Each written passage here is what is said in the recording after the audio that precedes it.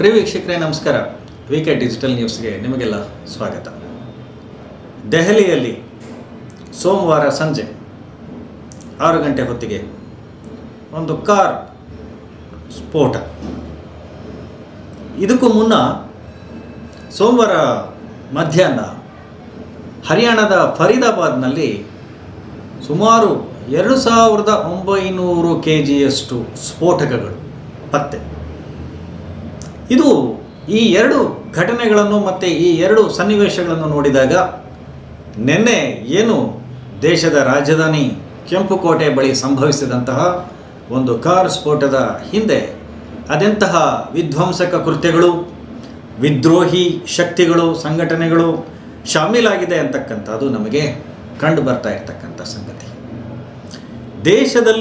ದೇಶದ ಒಂದು ಶಾಂತಿ ಮತ್ತು ಭದ್ರತೆ ಮತ್ತು ಏಕತೆಗೆ ಧಕ್ಕೆ ತರತಕ್ಕಂಥ ರೀತಿಯಲ್ಲಿ ಇಸ್ಲಾಮಿಕ್ ಉಗ್ರಗಾಮಿ ಸಂಘಟನೆಗಳು ನಡೆಸ್ತಾ ಇರ್ತಕ್ಕಂಥ ಮೇಲಿಂದ ಮೇಲೆ ನಡೆಸ್ತಾ ಇರ್ತಕ್ಕಂಥ ಸಂಚಿನ ಫಲವೇ ನಿನ್ನೆಯ ಒಂದು ಘಟನೆ ಅಂತ ನಾವು ಹೇಳಿದ್ರೆ ತಪ್ಪಾಗಲಿಕ್ಕಿಲ್ಲ ಅಂತಕ್ಕಂಥದ್ದು. ಇದರಲ್ಲಿ ಬಹಳ ಆಘಾತಕಾರಿ ಸುದ್ದಿ ಏನು ಅಂತ ಹೇಳಿದರೆ, ಒಬ್ಬ ವೈದ್ಯ, ಕಾಶ್ಮೀರದಿಂದ ಬಂದಂಥ ಒಬ್ಬ ವೈದ್ಯ, ಆ ವೈದ್ಯನು ಜೈಷೆ ಎ ಮೊಹಮ್ಮದ್ ಎಂತಕ್ಕಂತಹ ಒಂದು ಮುಸ್ಲಿಂ ಉಗ್ರಗಾಮಿ ಸಂಘಟನೆಯ ಜೊತೆಗೆ ನಿಕಟ ಸಂಪರ್ಕಗಳನ್ನು ಹೊಂದಿರತಕ್ಕಂಥ ಒಬ್ಬ ವೈದ್ಯ ಅಂತಕ್ಕಂಥ ಸುದ್ದಿ ಒಂದು ಆಘಾತಕಾರಿಯಾದಂತಹ ಸುದ್ದಿ ಅಂತ ನಾವು ಹೇಳಬೇಕಾಗತ್ತೆ. ಈ ಕಾರ್ ಸ್ಫೋಟನೆಗೂ ಮುನ್ನ ಆ ಕಾರಿನಲ್ಲಿ 3 ವ್ಯಕ್ತಿಗಳಿದ್ದರು. ಆ ವ್ಯಕ್ತಿಗಳು ಯಾರು ಏನು ಅಂತಕ್ಕಂಥ ಒಂದು ಇದನ್ನು ಇವತ್ತು NIA ತನಿಖೆ ನಡೆಸ್ತಾ ಇದೆ. ಇವರಿಗೂ ಮತ್ತು ಆ ವೈದ್ಯ ಯಾರು ಕಾಶ್ಮೀರದ ವೈದ್ಯನಿಗೆ ಸಲ್ಮಾನ್ ಅಂತಕ್ಕಂಥ ಒಬ್ಬ ವ್ಯಕ್ತಿ ಕಾರನ್ನು ಮಾರ್ತಾನೆ. ಹಾಗಾದರೆ ಇದರ ಎಲ್ಲ ಒಳಸುಳಿಗಳು ಏನು ಅಂತಕ್ಕಂಥದ್ದು ಇವತ್ತು ತನಿಖೆಯಿಂದ ನಮಗೆ ಖಾತ್ರಿ ಆಗಬೇಕಾಗಿರ್ತಕ್ಕಂಥ ಸಂಗತಿಗಳು. ವೀಕ್ಷಕರೇ, ನಿಮಗೆ ತಿಳಿದಿರಲಿ, ಈ ದೇಶದಲ್ಲಿ ಕಳೆದ ಒಂದು 30 ವರ್ಷಗಳ ಒಂದು ಅವಧಿಯಲ್ಲಿ ಆಗ್ತಾ ಇರತಕ್ಕಂಥ ಕೆಲವು ಉಗ್ರಗಾಮಿ ಚಟುವಟಿಕೆಗಳು ಮತ್ತು ಸಂಘಟನೆಗಳು ಒಂದು ಆತಂಕಕಾರಿಯಾದಂಥ ಒಂದು ಸ್ಥಿತಿಗೆ ತಳ್ಳುವಂತಹ ಒಂದು ವಿಚಾರಗಳು ಅಂತ ನಾವು ಹೇಳಬೇಕಾಗತ್ತೆ.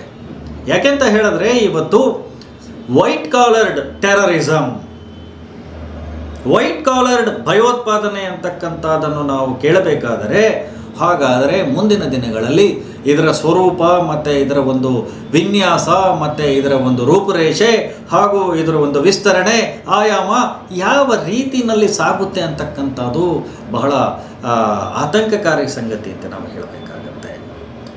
ವೈದ್ಯ ವೃತ್ತಿಯಲ್ಲಿ ತೊಡಗಿರತಕ್ಕಂಥ ಒಬ್ಬ ವ್ಯಕ್ತಿ ಇವತ್ತು ಪಾಕಿಸ್ತಾನದಲ್ಲಿ ಅಡುಗುದಾಣಗಳಲ್ಲಿ ಕೂತ್ಕೊಂಡಿರ್ತಕ್ಕಂಥ ಉಗ್ರಗಾಮಿಗಳ ಜೊತೆ ಶಾಮೀಲಾಗಿ ಸಂಪರ್ಕಗಳನ್ನು ಹೊಂದಿ ದೇಶದ್ರೋಹದ ಚಟುವಟಿಕೆಗಳಿಗೆ ಈ ರೀತಿಯಾದಂಥ ಒಂದು ಪ್ರಯತ್ನಗಳು ಮಾಡುವಂತಹ ಸಂದರ್ಭದಲ್ಲಿ ಇಂತಹ ವ್ಯಕ್ತಿಗಳ ಮೇಲೆ ಭಾರತದ ಬೇಹುಗಾರಿಕೆ ಇಲಾಖೆ, ಪೊಲೀಸ್, NIA ಹಾಗೂ ಇತ್ಯಾದಿ ಸಂಘಟನೆಗಳು, ಏಜೆನ್ಸೀಸ್ ಯಾವ ರೀತಿಯಾದಂತಹ ಒಂದು ಕಟ್ಟೆಚ್ಚರವನ್ನು ಇವತ್ತು ವಹಿಸಬೇಕಾಗುತ್ತೆ ಅಂತಕ್ಕಂಥದ್ದು. ಮತ್ತು ಇದಕ್ಕೆ ಉಗ್ರಗಾಮಿ ಚಟುವಟಿಕೆಗಳಿಗೆ ಸಪೋರ್ಟ್ ಮಾಡುವಂತಹ ರೀತಿಯಲ್ಲಿ ಸಂಭವಿಸುವಂತಹ ಕೆಲವು ಸಂಘಟನೆಗಳು, ಅದು ವಿಮಾನ ನಿಲ್ದಾಣದ ಬಳಿ ಇರಬಹುದು, ಅಥವಾ ಮೆಟ್ರೋ ಸ್ಟೇಷನ್ಗಳ ಬಳಿ ಇರಬಹುದು, ಅಥವಾ ರೈಲ್ವೆ ಮತ್ತು ಸಾರ್ವಜನಿಕ ಸ್ಥಳಗಳಲ್ಲಿರಬಹುದು, ಕೆಲವು ಸಂಘಟನೆಗಳು ಪ್ರವರ್ತಿಸುವಂತಹ ರೀತಿ, ನೀತಿ ಮತ್ತು ಕೆಲವು ಅವರ ಬಿಹೇವಿಯರ್ಸ್ ನೋಡಿದಾಗ ಎಲ್ಲೋ ಒಂದು ರೀತಿ ಆತಂಕವನ್ನು ಹುಟ್ಟು ಮಾಡುತ್ತೆ ಅಂತಕ್ಕಂಥದ್ದನ್ನು ನಾವು ಈ ಸಂದರ್ಭದಲ್ಲಿ ಹೇಳಬೇಕಾಗತ್ತೆ. ಒಟ್ಟಾರೆ ನಮಗೆ ನಿನ್ನೆ ಆಗಿರ್ತಕ್ಕಂಥ ಸೋಮವಾರ ಸಂಜೆ ಆಗಿರ್ತಕ್ಕಂಥ ಘಟನೆಯಲ್ಲಿ ಸುಮಾರು 12 ಮಂದಿ ಅಮಾಯಕರು ಯಾರು ಬಲಿಯಾಗಿದ್ದಾರೆ, ಇದು ಒಂದು ವ್ಯವಸ್ಥಿತವಾದಂಥ ಒಂದು ಸಂಚು ಅಂತಕ್ಕಂಥದ್ರಲ್ಲಿ ಯಾವುದೇ ಅನುಮಾನ ಇಲ್ಲ. ಅಮೋನಿಯಂ ನೈಟ್ರೇಟ್, ಸಲ್ಫರ್ ಮತ್ತು ಈ ರೀತಿಯಾದಂಥ ಒಂದು ಸ್ಫೋಟಕ ವಸ್ತುಗಳು ಫರೀದಾಬಾದಿಗೆ ನುಸುಳುತ್ತೆ ಅನ್ನೋದಾದರೆ, 2900 kg ಸ್ಫೋಟಕಗಳು ಇದು ನುಸುಳುತ್ತೆ ಅನ್ನೋದಾದರೆ, ಹಾಗಾದರೆ ಫರೀದಾಬಾದಿಗೆ ಇದು ಯಾವ ರೀತಿಯಾದಂಥ ಒಂದು ಪ್ರವೇಶ ಪಡೆಯಿತು ಅಂತಕ್ಕಂಥದ್ದು ಬಹಳ ಮುಖ್ಯವಾದಂಥ ಸಂಗತಿ ಅಂತಕ್ಕಂಥದ್ದು ನಾವಿಲ್ಲಿ ಒತ್ತಿ ಹೇಳಬೇಕಾಗತ್ತೆ. ವೈದ್ಯ, ಹಾಗೇನೆ ಅಲ್ಲಿ ಸ್ಥಾಪಿತವಾಗಿರ್ತಕ್ಕಂಥ ಒಂದು ವಿಶ್ವವಿದ್ಯಾಲಯ, ಆ ವಿಶ್ವವಿದ್ಯಾಲಯದಲ್ಲಿ ಇವರು NIA ತಂಡ ಈಗಾಗಲೇ ತಡಿಸಿರ್ತಕ್ಕಂಥ ಒಂದು ತನಿಖೆಯ ಪ್ರಕಾರ ಇಲ್ಲಿ ಜೈಷೆ ಎ ಮೊಹಮ್ಮದ್ ಸಂಘಟನೆಗಳೊಂದಿಗೆ ಹೊಂದಿರತಕ್ಕಂಥ ಕೆಲವು ಸಂಪರ್ಕಗಳು, ಇದು ಆತಂಕಕಾರಿ ಸಂಗತಿ. ಫರೀದಾಬಾದ್ನಲ್ಲಿ ದೊರಕಿದಂತಹ ಸ್ಫೋಟಕಗಳು ದೆಹಲಿಯ ಕೆಂಪುಕೋಟೆಯ ಮುಂದೆ ಸ್ಫೋಟವಾದಂತಹ ಕಾರಿನ ಒಂದು ವಿಷಯಕ್ಕೂ ನೇರವಾದಂತಹ ಸಂಬಂಧಗಳಿವೆ ಅಂತ ನಾವಿಲ್ಲಿ ನಿರ್ಣಯ ಮಾಡಬೇಕಾಗತ್ತೆ, ಇದು ಮಾಡಬೇಕಾಗತ್ತೆ. ಹಾಗಾದರೆ ಇವೆಲ್ಲವೂ ಕೂಡ ಯಾವ ಯಾವ ಮಾರ್ಗಗಳಲ್ಲಿ ನುಸುಳುತ್ತಾ ಇದೆ ಅಂತಕ್ಕಂಥದ್ದು ಬಹಳ ಗಂಭೀರವಾದಂಥ ಒಂದು ಸಂಗತಿ. ಪ್ರತಿನಿತ್ಯ ನಮ್ಮ ದೇಶದಲ್ಲಿ NIA ಹಾಗೂ ಬೇಹುಗಾರಿಕೆಯ ಸಂಘಟನೆಗಳು ಗಡಿಭಾಗ ಒಂದೇ ಅಲ್ಲ, ಇವತ್ತು ಮಹಾನಗರಗಳಾದಂತಹ ಮುಂಬೈ, ಕಲ್ಕತ್ತಾ, ದೆಹಲಿ, ಚೆನ್ನೈ, ಹೈದರಾಬಾದ್ ಮತ್ತು ಬೆಂಗಳೂರಿನ ಒಂದು ಮಹಾನಗರಗಳಲ್ಲಿ ಈ ರೀತಿಯಾದಂಥ ಒಂದು ದೊಡ್ಡ ಜಾಲವನ್ನು ಹರಡಿಕೊಂಡಿರ್ತಕ್ಕಂಥ ಸಂಘಟನೆಗಳು ಮತ್ತು ಅವರಿಗೆ ಕುಮ್ಮಕ್ಕು ಕೊಡ್ತಾ ಇರ್ತಕ್ಕಂಥ ವ್ಯಕ್ತಿಗಳು ಕೂಡ ಇವತ್ತು ಪೊಲೀಸರ ಕಣ್ಣಿಗೂ ಮತ್ತು ಭದ್ರತಾ ದಳಗಳ ಕಣ್ಣಿಗೂ ಕೂಡ ಮಣ್ಣೆರಚಿ ಅಡಗಿ ಕೂತ್ಕೊಂಡಿರ್ತಕ್ಕಂಥ ಒಂದು ಸಾಧ್ಯತೆಗಳು ಬಹಳ ಇವೆ. ಹೀಗಾಗಿ ಇವತ್ತು ದೇಶದ ಮುಂದೆ ಒಂದು ದೊಡ್ಡ ಒಂದು ಸವಾಲಿರ್ತಕ್ಕಂಥ ವಿಚಾರ ಏನಪ್ಪ ಅಂತ ಹೇಳಿದರೆ, ಪಾಕಿಸ್ತಾನವನ್ನು ಯಾವತ್ತೋ ಸಿಂಧೂರ್ ಕಾರ್ಯಾಚರಣೆಯಲ್ಲಿ ಟಾರ್ಗೆಟ್ ಮಾಡಿ ಆ ನೆಲೆಗಳನ್ನೆಲ್ಲ ಹುಟ್ಟಡಗಿಸಬೇಕು ಅಂತ ಹೇಳಿ ಭಾರತದ ಒಂದು ಸೇನಾಪಡೆ, ಮಿಲಿಟರಿ ರಕ್ಷಣಾ ಪಡೆ ಒಂದು ಗುರಿಯಾಗಿತ್ತು. ಅದರ ಹಿನ್ನೆಲೆಯಲ್ಲಿ ಪ್ರತೀಕಾರವಾಗಿ ಕಾಣುವಂತಹ ಒಂದು ಬೂದಿ ಮುಚ್ಚದ ಕೆಂಡದ ರೀತಿಯಲ್ಲಿ ಸ್ಫೋಟಗೊಳ್ಳುವಂತಹ ಈ ಭಯೋತ್ಪಾದನೆಯ ಕಣ್ಣುಗಳು, ಭಯೋತ್ಪಾದನೆಯ ಒಂದು ದೃಷ್ಟಿ ಅದು ಅಗೋಚರವಾಗಿರುತ್ತೆ. ಇದರ ಬಗ್ಗೆ ಎಚ್ಚರಿಕೆಯಿಂದ ಇರಬೇಕಾಗಿರ್ತಕ್ಕಂಥ ಒಂದು ಸನ್ನಿವೇಶಗಳಿದೆ. ಹಾಗಾದರೆ ದೇಶದಲ್ಲಿ ಈ ರೀತಿಯಾದಂತಹ ಒಂದು ವೈಟ್ ಕಾಲರ್ಡ್ ಭಯೋತ್ಪಾದನೆಯನ್ನು ಹುಟ್ಟಡಗಿಸುವಂತಹ ಒಂದು ಮಾರ್ಗ ಯಾವುದು? ಇದಕ್ಕೆ ಯಾವ ರೀತಿಯಾದಂಥ ಒಂದು ಪ್ರಯತ್ನಗಳಾಗಬೇಕಾಗಿದೆ ಇವತ್ತು ದೇಶದಲ್ಲಿ? ರಾಜ್ಯಗಳು ಯಾವ ರೀತಿ ಕೇಂದ್ರ ಸರ್ಕಾರಕ್ಕೆ ಮತ್ತು ಕೇಂದ್ರದ ಸೆಕ್ಯೂರಿಟಿ ಏಜೆನ್ಸೀಸ್ಗೆ ಒಂದು ಸಹಕರಿಸಬೇಕಾಗತ್ತೆ?